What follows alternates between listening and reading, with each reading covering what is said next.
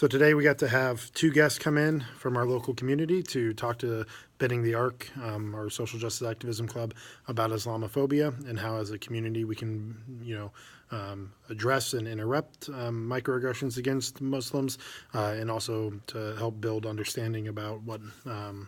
is Islam and what how we should approach people and how we should have conversations to learn more about it rather than leaning on these stereotypes that are in the media. So Terry Kylo of Neighbors in Faith and then Mohammed Bakr came in of the Eastside Muslim community and ran a workshop with students and kind of gave a lot of the information about kind of what's going on, what are the numbers behind it, what are the beliefs that Americans have,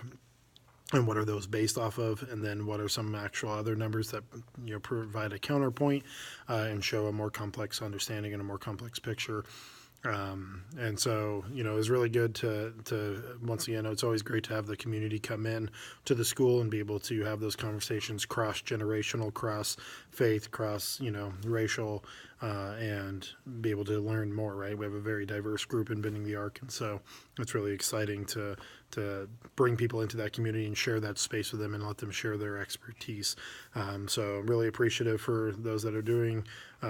this work and that we were able to engage and that they came out to spend time with students and to have those conversations with students. And of course, I'm super proud of my students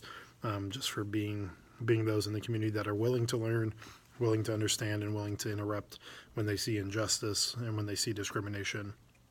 and just make our community better and achieve the beloved community that Dr. King spoke about. And so, successful Bending the Arc Day. For more information, I'll try to leave the information down below of the organizations where you can reach out and possibly have some type of workshop in your school. The only way that this kind of discrimination and violence breeds in ignorance, and so we have to shed the ignorance, and we have to shine the light and share knowledge and share truth and share experience and build relationships if we're ever going to accomplish anything. So we'll see you tomorrow.